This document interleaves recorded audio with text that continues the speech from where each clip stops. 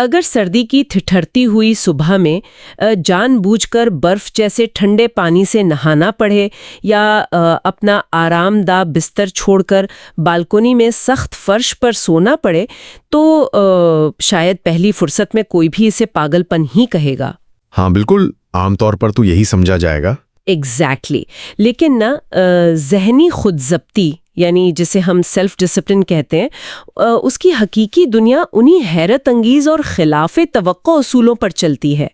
آج کے اس تفصیلی جائزے میں ہم مارٹن میڈوز کی کتاب ڈیلی سیلف ڈسپلن کا بغور مطالعہ کر رہے ہیں۔ صحیح، اور اس گہرے جائزے کا مقصد بھی یہی واضح کرنا ہے کہ خود ضبطی صرف دانتوں تلے انگلیاں دبا کر کسی خواہش کو دبانے کا نام نہیں ہے، بلکہ یہ ایک مکمل نظام ہے جس میں مسلسل عادات اور ذہنی ٹھہراؤ شامل ہے۔ ہاں، اور جو کوئی بھی بغیر تھکاوٹ کے بہتر فیصلے کرنا چاہتا ہے یا اپنا ذہن مضبوط بنانا چاہتا ہے، اس کے لیے یہ گفتگو ایک بہترین شارٹ کٹ ثابت ہوگی۔ بالکل، اور اس سفر کا آغاز کتاب کے حوالے سے ایک انتہائی دلچسپ حقیقت سے ہوتا ہے۔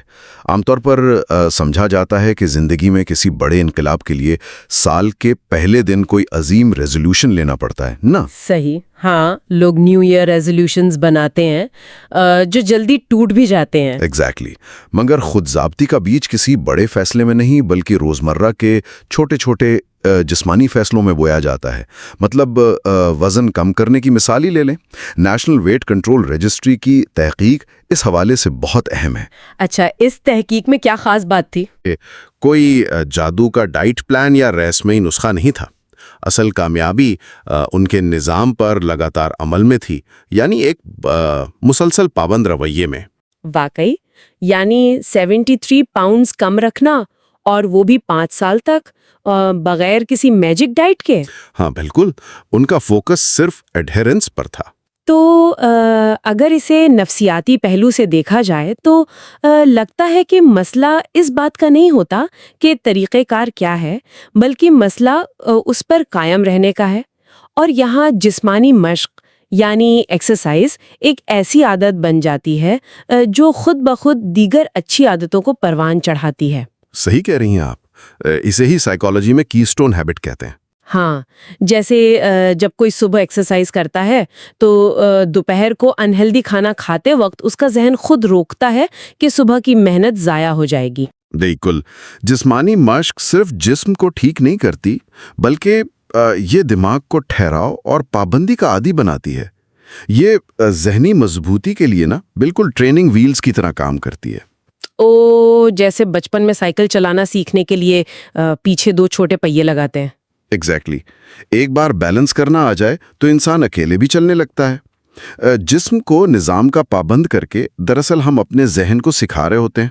اچھا، لیکن یہاں ایک سوال ذہن میں آتا ہے، اگر اصل مسئلہ کسی بہترین ڈائٹ پلان کا نہیں ہے بلکہ مسلسل عمل کا ہے، تو کیا انٹرنیٹ پر روزانہ نئے ڈائٹ پلانز تلاش کرنا صرف اپنے ذہن کو دھوکہ دینا ہے؟ آخر لوگ تھوڑے ہی عرصے میں ایکسرسائز چھوڑ کیوں دیتے ہیں؟ اس کی بنیادی وجہ نا اندرونی تحریک یعنی انٹرنسک موٹیویشن کی کمی ہوتی ہے۔ اکثر لوگ انعامات باہر تلاش کرتے ہیں، جیسے دوسروں کی تعریف حاصل کرنا یا ویٹ مشین پر ایک نمبر دیکھنا۔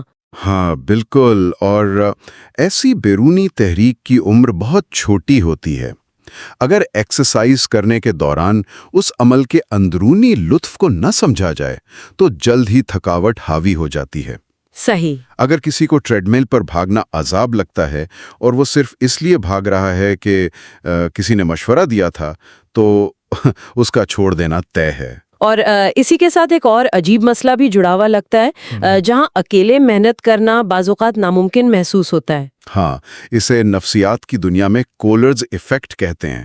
ہوتا یہ ہے کہ جب کوئی انسان اکیلے کسی مشکل مقصد کا سامنا کرتا ہے تو اس کی ہمت جلدی ٹوٹ سکتی ہے، لیکن وہی انسان جب کسی گروپ یا پارٹنر کے ساتھ مل کر محنت کرتا ہے تو اس کی کارکردگی خود بخود بہتر ہو جاتی ہے۔ اچھا، یعنی جب ذہن دیکھتا ہے کہ دوسرا شخص تھکاوٹ کے باوجود نہیں رک رہا تو ہمارا اپنا دماغ تھکاوٹ کے سگنلز کو دبا دیتا ہے۔ صحیح پکڑا آپ نے۔ یہ کوئی جادو نہیں ہے بلکہ ایک ارتقائی عمل ہے جہاں انسان گروپ کی سروائیول کے لیے اپنی حدود سے آگے بڑھنا سیکھتا ہے۔ اس سے پتہ چلتا ہے کہ خود ضابطی اکیلے لڑی جانے والی جنگ نہیں ہے۔ ویسے اگر اس کے باوجود بھی کوئی کہے کہ میرے پاس وقت نہیں ہے تو اس کا کیا مطلب لیں؟ اس کا سیدھا مطلب یہ ہوتا ہے کہ صحت اور ٹھہراؤ فی الحال اس کی ترجیحات کی فہرست میں سب سے نیچے ہیں۔ وقت تو سب کے پاس سیم ہی ہوتا ہے نا۔ صحیح بات ہے۔ تو اگر کوئی شخص ان جسمانی عادات پر قبضہ کر لے تو اگلی منزل کیا ہوتی ہے؟ کیونکہ یہاں سے کتاب کا وہ حصہ شروع ہوتا ہے جو ذہنی فٹنس کی حقیقی قیمت بتاتا ہے۔ ہاں، اور یہاں کتاب کا اشارہ اس طرف ہے کہ اصل ذہنی طاقت تب جنم لیتی ہے جب تکلیف کو باقاعدہ جان بوجھ کر چنا جائے۔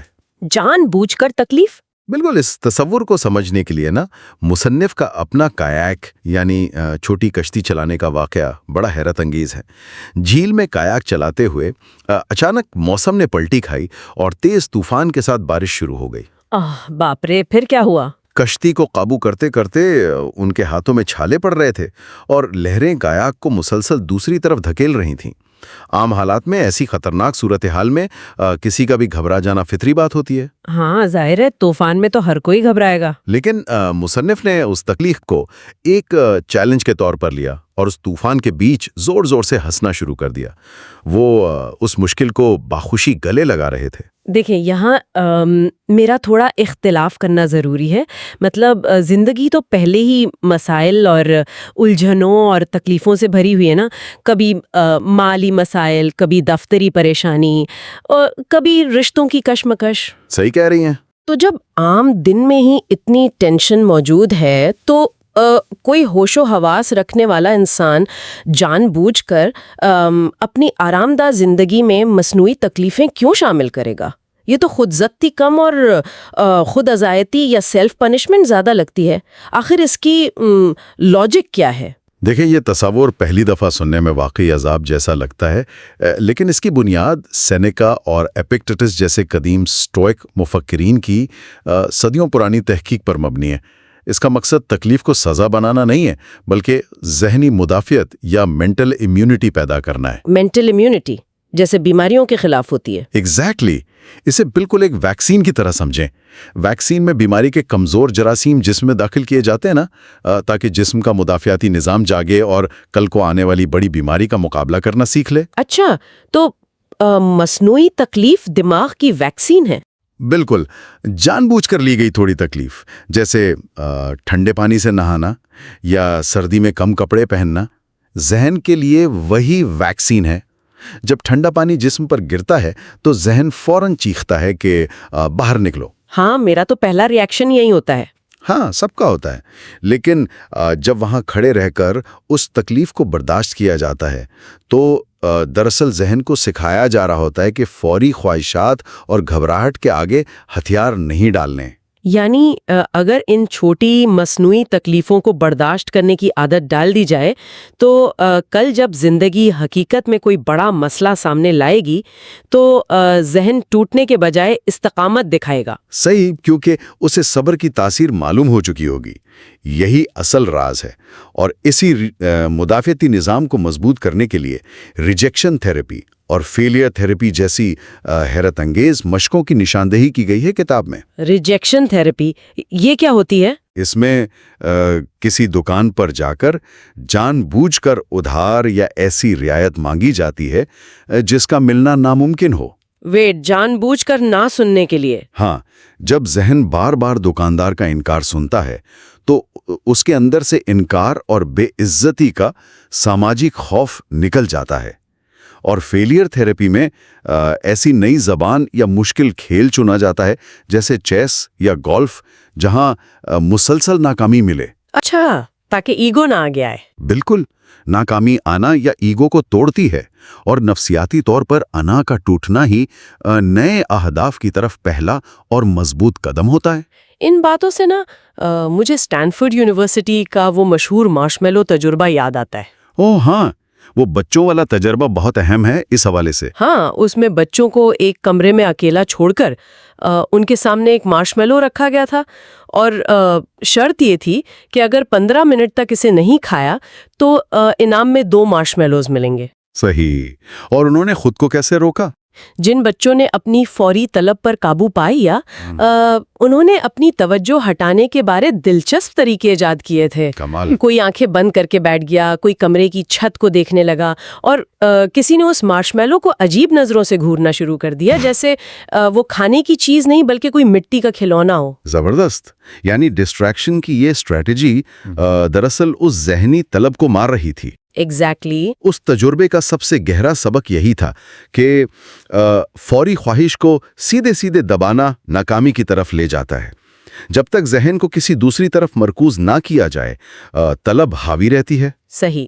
یہاں سے سمجھ آتا ہے کہ بیرونی جسم کو قابو کرنے کے بعد اندرونی شور کو قابو کرنا کتنا ضروری ہے۔ ایک اندازے کے مطابق انسانی ذہن میں روزانہ تقریباً 70,000 خیالات آتے ہیں۔ باپ رے، 70,000! ہاں، اور اگر ان خیالات کے ہجوم پر دھیان نہ دیا جائے تو فیصلے ہمارے اختیار سے باہر ہو جاتے ہیں۔ 70,000 خیالات تو کسی بھی عام انسان کو بے بس کرنے کے لیے کافی ہے۔ عام طور پر اس کے لیے لوگ میڈیٹیشن یا دھیان لگانے کا مشورہ دیتے ہیں، لیکن ہر ایک کے لیے آنکھیں بند کر کے سکون سے بیٹھنا اتنا آسان نہیں ہوتا۔ بالکل، ہر کوئی نہیں کر سکتا میڈیٹیشن۔ اسی لیے ٹنل ویژن کی مشق سامنے آتی ہے، جو روایتی میڈیٹیشن سے مختلف ہے۔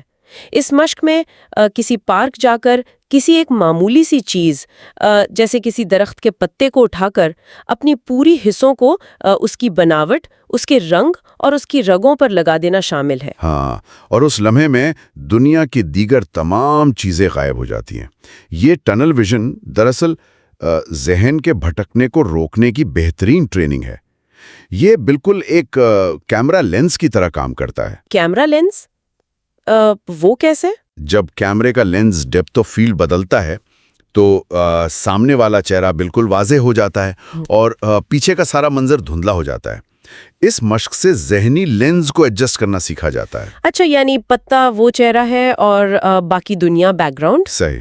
جب ذہن کا فوکس ایک جگہ ٹک جاتا ہے تو روزانہ آنے والے وہ ہزاروں خیالات اور فوری طلب اس دھندلے بیک گراؤنڈ کا حصہ بن جاتے ہیں اور اثر انداز نہیں ہوتے۔ صحیح۔ اور اگر ذہن یہ فوکس نہ کر پائے تو؟ اگر ذہن کیمرہ کا لینز ٹھیک سے ایڈجسٹ کرنا نہ سیکھے تو ایک اور بڑا نفسیاتی مسئلہ پیدا ہوتا ہے جسے ٹیمپورل ڈسکاؤنٹنگ کہا جاتا ہے۔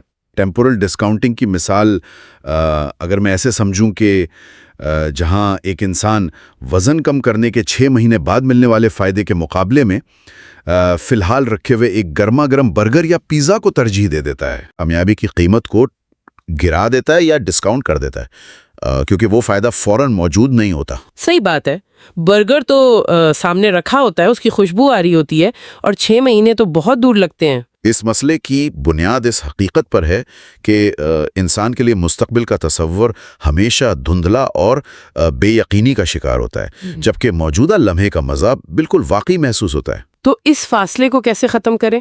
اس فاصلے کو مٹانے کے لیے اپنے فیوچر سیلف یعنی مستقبل کے وجود کو خط لکھنے کی مشق تجویز کی جاتی ہے۔ تصور کرنا پڑتا ہے کہ اگر غلط عادات جاری رہیں تو آنے والے 5 سالوں میں صحت اور کریئر کس تباہ کن حالت میں ہوں گے۔ یعنی ایک کاغذ پر اپنی فیوچر حالت لکھنا۔ یہ صرف کاغذ کالے کرنے کا نام نہیں ہے، بلکہ یہ انسان کے جذبات اور لاجک کے درمیان فاصلہ ختم کرتی ہے۔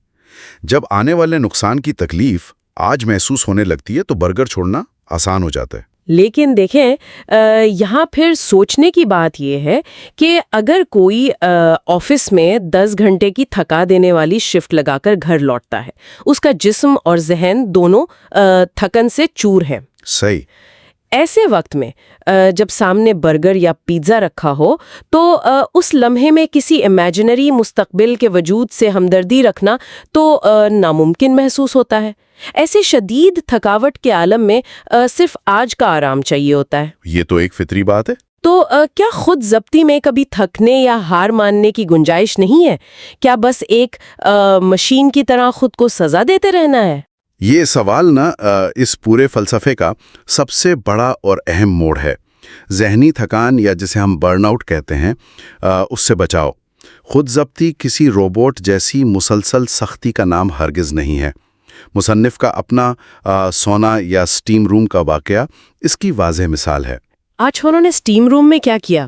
دم کے بعد انہوں نے ٹھنڈے اور گرم درجہ حرارت میں اپنے جسم کی حدود کو اتنا پرکھا اور خود کو اتنی تکلیف میں ڈالا کہ وہ اچانک بے ہوش ہونے کے قریب پہنچ گئے۔ او مائی گاڈ، یہ تو بہت خطرناک ہے۔ ہاں نا، اس حد سے بڑی ہوئی سختی کا نتیجہ یہ نکلا کہ وہ اگلے کئی دنوں تک کسی بھی کام کے قابل نہ رہے۔ یہ واقعہ نا ان تحقیقات سے میل کھاتا ہے جن میں ہفتے کے 70 گھنٹے اور 55 گھنٹے کام کرنے والوں کی کارکردگی کا موازنہ کیا گیا تھا۔ اچھا، اس میں کیا سامنے آیا تھا؟ اس میں یہ بات سامنے آئی کہ دونوں کی پیداوار برابر تھی، یعنی 15 گھنٹے کی اضافی مشقت نے فائدہ دینے کے بجائے صرف ذہنی اور جسمانی تھکان میں اضافہ کیا۔ محنت کی زیادتی ہر بار کامیابی کی ضمانت نہیں لگتی۔ بالکل ٹھیک کہا آپ نے۔ یہاں ایک طبعی رجحان، جس سے نیگیٹیوٹی بائس یا منفی رویے کا رجحان کہا جاتا ہے، وہ بڑا نقصان پہنچاتا ہے۔ ذہن اچھی باتوں کے مقابلے میں بری باتوں کو جلدی پکڑتا ہے۔ جیسے اگر میں پورا ہفتہ ڈائٹ کروں اور ایک دن چیٹ میل لے لوں تو لگتا ہے سب برباد ہو گیا۔ ایگزیکٹلی۔ اگر ڈائٹ پر مسلسل 4 ہفتے تک 1 پاؤنڈ وزن کم ہو تو اسے معمولی سمجھا جاتا ہے، لیکن اگر کسی ہفتے اچانک 1 پاؤنڈ وزن بڑھ جائے تو نیگیٹیوٹی بائس اس ایک ناکامی کو اتنا بڑا بنا دیتا ہے کہ لگتا ہے ساری پچھلی محنت ضائع ہو گئی۔ ہاں، اس پوائنٹ پر آ کر تو انسان مقصد ہی چھوڑنے پر تیار ہو جاتا ہے۔ تو اگر ذہن بار بار یہ دھوکہ دے کہ سب برباد ہو گیا ہے تو ایسی صورتحال میں کیا کیا جانا چاہیے؟ اس منفی ٹریپ کو توڑنے کے لیے نا کوگنیٹو ری اپریزل بہت ضروری ہے۔ اس کا مطلب ہے حقائق کو دیکھنے کا زاویہ تبدیل کرنا۔ زاویہ تبدیل کرنا یعنی اپنے آپ سے جھوٹ بولنا؟ نہیں، جھوٹ نہیں۔ مثال کے طور پر 1 پاؤنڈ وزن بڑھنے کو فیل ہونے کی نشانی سمجھنے کے بجائے یہ سمجھنا کہ شاید جسم میں پانی کا وزن یا واٹر ویٹ بڑھ گیا ہے، یا پٹھوں یا مسل کی بناوٹ بدل رہی ہے۔ اچھا، یعنی چیزوں کو لاجیکل نظر سے دیکھنا، ایموشنز کے بجائے۔ صحیح۔ اور ساتھ ہی سیلف کمپیشن یعنی خود رحمی لاگو کرنا ہوتی ہے۔ خود ضبطی کا مطلب یہ نہیں کہ کبھی غلطی نہیں ہوگی، بلکہ یہ تسلیم کرنا ہے کہ غلطی کے بعد غصہ آنے پر ٹھہراؤ لایا جائے۔ واہ، یہ بہت گہری بات ہے۔ ٹھوکر کھانا ناکامی نہیں ہے، ٹھہر کر اپنے غصے کا شکار ہو جانا ناکامی ہے۔ اس کے ساتھ ساتھ پاور پوزنگ جیسی ٹیکنیکس، مثلاً سینہ چوڑا کر کے مکمل یقین کے ساتھ کھڑا ہونا، جیسی چھوٹی جسمانی تبدیلی ذہن سے خوف پیدا کرنے والے ہارمونز کو کم کرتی ہیں۔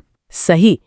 تو اس ساری گفتگو کا نچوڑ یہ نکلتا ہے کہ خود ضابطی محض اپنی مرضیوں کو مارنا اور لامتناہی سختی جھیلنے کا نام نہیں ہے۔ یہ دراصل ایک مکمل توازن کا نظام ہے۔ بالکل، مکمل توازن۔ یعنی جسمانی مشقوں سے لچکدار عادات اپنانا، تکلیف کو ذہنی ویکسین کے طور پر استعمال کرنا، اندرونی شور کو کیمرہ کے لینز کی طرح دھندلا کرنا، اور سب سے بڑھ کر جب ٹھہرنے کی ضرورت ہو تو بنا کسی احساس جرم کے رک جانا۔ صحیح۔ یہ سب مل کر زندگی کو اس رستے پر ڈالتے ہیں جہاں اہداف بغیر تھکاوٹ حاصل کیے جاتے ہیں۔ ہاں، واقعی ان تحقیقی پہلوؤں کو اپنی روزمرہ زندگی کا حصہ بنانا ہی اصل مقصد ہونا چاہیے۔ چھوٹی شروعات کرنا، لچک دکھانا اور پھر مسلسل چلتے رہنا ہی کامیابی کی چابی ہے۔ آخر میں جانے سے پہلے ایک ضروری فکریہ بات۔ بچپن سے نا ہمیں یہی سکھایا گیا ہے کہ خود ضبطی کا مطلب ہے بس دانتوں کو پیس کر دوڑتے رہنا۔ ہاں، ہمیشہ یہی سننے کو ملتا ہے۔ مگر جیسا کہ اس سونا والے واقعے سے واضح ہوا نا، کیا پتہ انسان کی اصل اور سب سے بڑی خود ضبطی مسلسل محنت کرنے میں نہیں، بلکہ عین اس وقت یہ پہچاننے میں ہو کہ کب رفتار روکنی ہے، کب آرام کرنا ہے اور کب خود کو رعایت دینی ہے، تاکہ اگلے دن اٹھ کر پھر سے زندگی کا دلیری سے مقابلہ کیا جا سکے۔ یہ ضرور سوچئے گا۔